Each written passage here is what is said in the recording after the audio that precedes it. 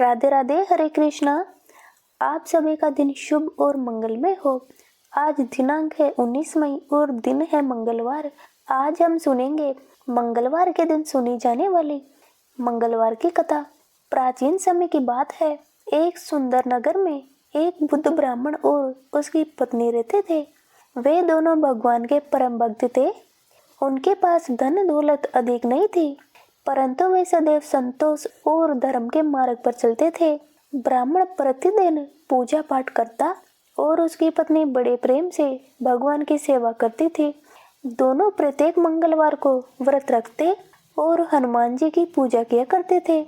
लेकिन उनके जीवन में एक बहुत बड़ा दुख था। विवाह के कई वर्षों बाद भी उन्हें संतान सुख प्राप्त नहीं हुआ था।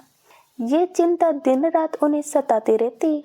ब्राह्मणी जब भी किसी बच्चे को खेलते देखती, उसकी आंखें भर आती। वह मन ही मन भगवान से प्रार्थना करती, हे प्रभु, यदि हमारे भाग्य में संतान सुख नहीं है तो कम से कम इतना आशीर्वाद दीजिए कि हमारा जीवन आपकी भक्ति में बीत जाए।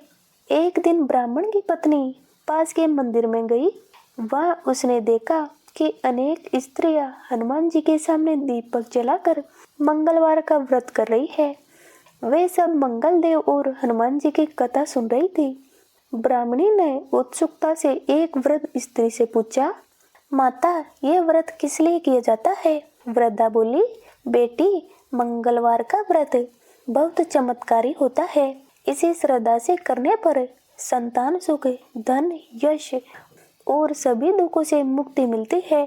हनुमान जी अपने भक्तों की हर मनोकामना पूर्ण करते हैं। ये सुनकर ब्राह्मणी के मन में आशा की किरण जाग उठी।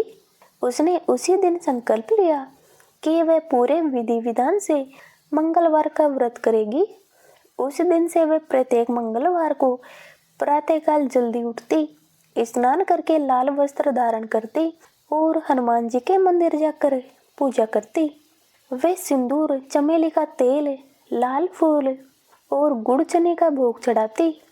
फिर श्रद्धा से हनुमान चालीसा और मंगलवार व्रत कथा का पाठ करती। समय बीतता गया, कई महीने बीत गए, लेकिन ब्राह्मणी ने अपना व्रत नहीं छोड़ा। वे पूरी श्रद्धा और विश्वास से भगवान की सेवा करती रही। एक दिन मंगलवार के व्रत के बाद वह मंदिर में बैठी रो रही थी। तभी वहां एक साधु आए। उन्होंने पूछा, बेटी, तुम क्यों रो रही हो? ब्राह्मणी ने हाथ जोड़कर कहा, महाराज, हमारे पास सब कुछ है लेकिन संतान नहीं है। मैंने अनेक व्रत और पूजा की, परंतु अब तक मेरी गोद सूनी है।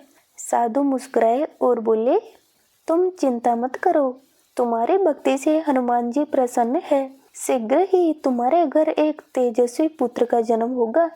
लेकिन ध्यान रखना, हमेशा मंगलवार का व्रत करते रहना और भगवान की भक्ति कभी मत छोड़ना। इतना कहकर साधु वहां से चले गए। ब्राह्मणी को ऐसा लगा मानो स्वयं हनुमान जी उसे आशीर्वाद देकर गए हो। कुछ समय बाद ब्राह्मणी गर्भवती हुई। ये समाचार सुनकर पूरे घर में खुशी छा गई। 9 महीने बाद उसने एक सुंदर पुत्र को जन्म दिया। बालक अत्यंत तेजस्वी और सुंदर था। ब्राह्मण और उसकी पत्नी ने उसका नाम मंगल रखा। मंगल धीरे धीरे बड़ा होने लगा। वह बहुत बुद्धिमान और धार्मिक स्वभाव का था। बचपन से ही उसे भगवान का नाम लेना अच्छा लगता था। उसकी माता उसे रोज हनुमान जी की कथा सुनाती। लेकिन एक दिन अचानक ब्राह्मण की मृत्यु हो गई। अब पूरे घर की जिम्मेदारी ब्राह्मणी और उसके पुत्र पर आ गई।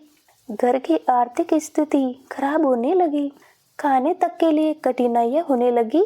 मंगल अपनी माँ से बोला, माता, आप चिंता मत करो, मैं काम करके घर चलाऊंगा। ब्राह्मणी ने कहा, बेटा, मेहनत करना अच्छी बात है, लेकिन भगवान पर विश्वास कभी मत छोड़ना। मंगल रोज काम की तलाश में निकलता, लेकिन उसे कहीं काम नहीं मिलता। एक दिन वह बहुत दुखी होकर जंगल की ओर चला गया। वहां एक पुराने मंदिर में उसने हनुमान जी की मूर्ति देखी। वह मंदिर टूटा हुआ था और वहां कोई नहीं आता था। मंगल मंदिर में बैठकर रोने लगा, हे हनुमान जी, मेरी माँ ने जीवन भर आपकी पूजा की, आज हम इतने दुखी क्यों हैं?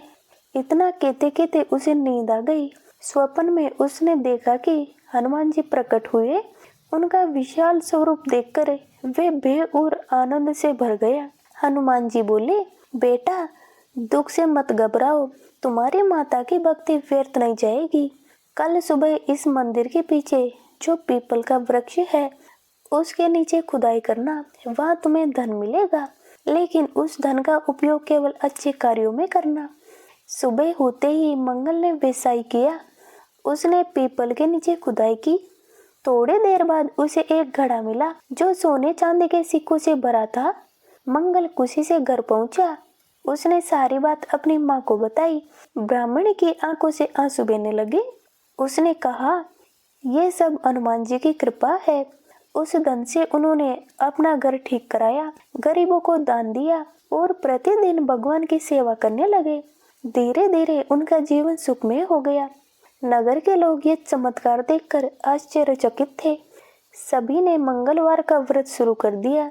कुछ समय बाद उस नगर के राजा को यह समाचार मिला। राजा बहुत घमंडी था।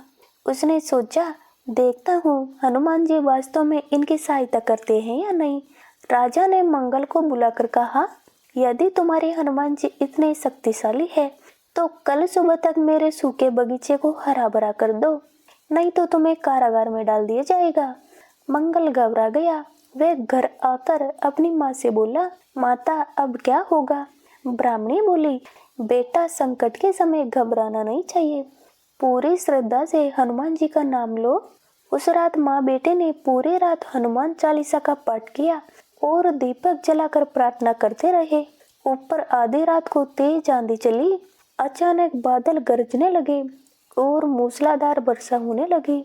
सुबह जब राजा अपने बगीचे में पहुंचा तो वह आश्चर्यचकित रह गया। सूखा बगीचा हरा भरा हो चुका था।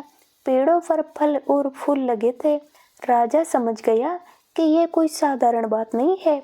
वह तुरंत मंगल और उसकी माँ के पास गया। उसने उनके चरणों में सिर झुकाकर कहा, मुझे क्षमा कर दीजिए, मैंने आपकी भक्ति की परीक्षा लेने का प्रयास किया। ब्राह्मणी बोली, राजा ने, यह सब हमारी नहीं, हनुमान जी की कृपा है। उस दिन से राजा भी मंगलवार का व्रत करने लगा। पूरे नगर में हनुमान जी की महिमा फैल गई। लोग श्रद्धा से व्रत करने लगे और उनके जीवन के दुख दूर होने लगे। कहा जाता है कि जो मनुष्य श्रद्धा और विश्वास से मंगलवार का व्रत करता है, हनुमान जी उसकी सभी मनोकामनाएं पूर्ण करते हैं। उसके घर में सुख शांति बनी रहती है।